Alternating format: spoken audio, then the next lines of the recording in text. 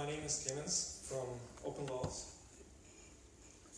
We are a legal tech company based in Salzburg, and we're dealing with legal information. So legal information has become popular last days, last week, Article 50, Treaty of Lisbon. But the point is, everybody has legal issues. Everybody has to do with the law. If we have an event here, it's about organization to stick to the law. So what's happening right now that legal information is also becoming open data. So what can we do with it? Our first customer is Sony DADC in Austria. And they came to me and they asked, well, you know, we want to do the ISO certification, and we need to deal with legal information. We want to keep up to date. We want to know what's changing. We have to deal with all that regulatory framework. But that's a problem because, well, there's databases, but we need to have a little more. We need automated notification when something changes. We need to work together with our lawyer, etc. So, and that's when we come into the game. In order to stay compliant for the company, especially also for the bigger international companies with multinational law, to save cost and to reduce the risk also for directors and officers who might be at the end of the day personally liable. So we really combine the area of law with open innovation and open data. And open data is kind of the material we work on, and open innovation as the broader concept is really to bring the community together. As Ellen has mentioned before, it's a good combination to something good for the company, but also to do something good for whole society, because legal information is something that affects everybody. So we can come up with one solution that sustains our business for the bigger companies in terms of providing legal information, and we come up with free legal information, which is a thing that matters. So this pyramid, you might know that information pyramid, it's based on open data, so that's the broad basis. We import that. Important thing is we import it from several countries from the European Union. So we have a data model that is capable of capturing data from different countries. So we have one database that catches it all. Then we put legal tech, legal information on top. So we analyze this large amount of legal information. And then we have the open innovation and knowledge part where people can actually work together. You know those graphics, just perhaps for you to know, we use Neo4j, which is a free and open source graph database, and we use Pool Party. This is also a module that the ODINE program finance for us, so that we can build a legal knowledge graph to analyze the legal texts that we have. Right, so at the end we come up with legal data that is personalized, which is catered to the needs of specific companies. We integrate data from different countries, and so if you are a country, if you're a public body and you have legal information which you want to integrate perhaps also within open laws, because then you can use the features of open laws like highlighting text or bookmarking, etc., then it would be great if you could come to me and speak with me. I'm here tonight. I'm also at the stand 26 with ODINE. Or if you're a company and if you have legal questions, so would also be great to talk. Thank you so much.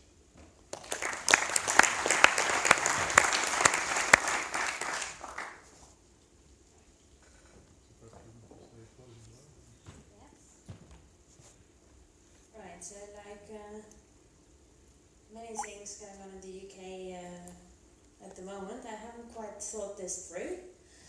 So I wasn't quite sure how we're going to organize this Q&A session now with 4 people and 1 microphone, but let's just start and learn as we go along. So if you have any questions to anything that you have heard, program or companies, just raise your hand and then we'll pass you the box. Perhaps I can try Yes. to help a bit. So you've seen over 600 applications from 14 different countries. So are there any striking differences between the different countries? Yes, thanks for that. So, just to clarify, sorry for the confusion. So the 14 countries are the countries of the companies we are funding. We have actually seen applications from every European member state, almost 600, as I said. There's a huge amount of diversity in the number of submissions, in the acceptance rates, in the type of business models and sectors that these companies address. Some of them have definitely to do with the degree to which open data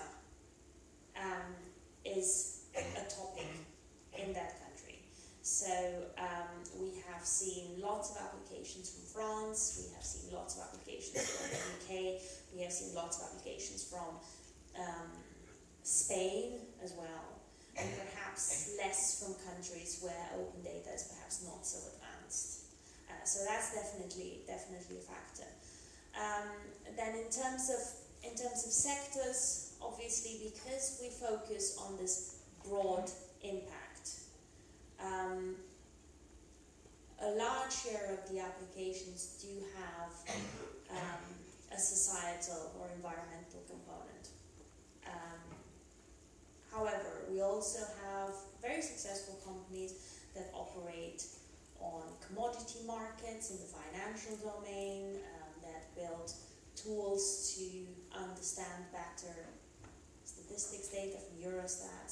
So there's variation, but there is definitely a focus on environment and society and broad impact. So I think these would be the two main things. So how well perhaps the third one would also be what I would call the innovation mindset in particular countries. So we all know there are European versions of the Silicon Valley in some parts of Europe and perhaps less in others. And we see that reflected quite clearly in the number of submissions that come from those areas. All right, so everyone wants to start the party now. Thank you very much for your attention. Oh, right, there is someone who decided to ask a question. Here we go.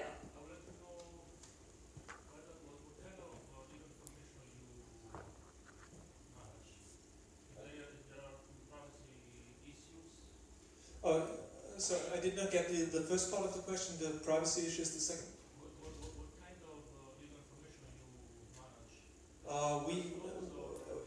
So we get legislation and case law, but it depends on the country. So the level of open data is different in each country. UK is very good, for example, in legislation. Case law is a problem in the UK for open data. Austria has both. Germany has legislation again. So our main focus is really on legislation. The other question is privacy. Yes, that is a concern which is constantly discussed, especially when it comes to case law, because the names of the parties are in there, and also the names of the judges and the lawyers in there. Typically, in the legal domain, and that's also the approach of the European Court of Justice, that the parties are anonymized and that the lawyers stay in there as they are, because the argument goes, it's their business, it's their job, it should be known what they do. But this also raises interesting questions, because what could you analyze then? Yeah, and that's all new questions. All right. Yes. Another question for Clemens. I'm sorry, but I failed to understand precisely. Are you helping governments augment their law and then distribute the databases, or are you providing services based on augmentations of the law that you would keep private? What are the intended benefits for? Because you asked for public entities to collaborate with you. But if then you are only... We don't keep it for myself, so the time frame is short and it is really a complex picture. So we want to integrate open data from the open data sources from the different member states, and we're speaking with several countries. Because the idea is we're building legal infrastructure for Europe, and there is some functionality which everybody could use, like this personalization. It doesn't depend on the legal system, it doesn't depend on the jurisdiction. Everybody could use it. Why reinvent the wheel 28 times? Doesn't really make sense. So our data model is set up to include the different ones. And there's ideas like highlighting information and some personalization features that everybody could use. So if we combine that, if we combine the national databases with open laws, then the citizens have this free access to those other tools. And because we have the split, there is this free part which will be free, which is the social venture part of open laws. Citizens of all those member states directly benefit.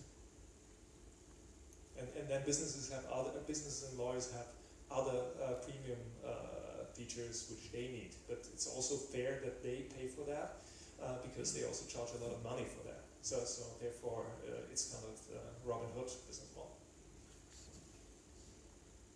All right. Oh, there's still more. Is this okay? One question. Last question, and then Will take over. Yes, last about the legal. Sorry, very short. Do you plan to do some artificial intellect which can provide legal advice on your database? Legal advice on the data? You mean like replacing lawyers? No. Yes, like replacing lawyers. Well, yeah, The End of the Lawyer.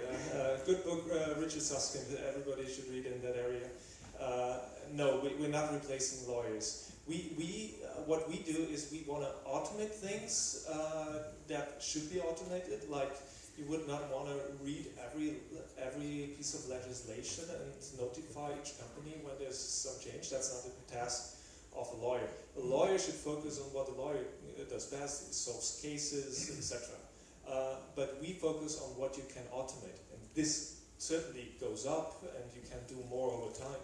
But you will not replace the lawyer. So you will make the work easier for experts, both general counsels within large corporations, but also for the lawyers, and help them to do the big data analysis, what you wouldn't want to do manually. That's what we do. Okay, so this was a very interesting slot, I think. It was like a session in a session. So I suggest that we first thank Elena and her team. Yeah. And as you can see on the slide, we have now reached the most important point of the day. So you go to conferences partly to go to talks, but I think the most interesting thing is to meet new people and to change experiences and make new connections. So what we will have for the rest of today, we first have some drinks. Then there will be the presentation of the Data Innovator Award. Then we have the first EDF pub quiz. So this is to test your real knowledge of data. So don't be scared, really go there. And then we will have a walking dinner with the barbecue. And I hope you will enjoy the evening very much. Thank you very much.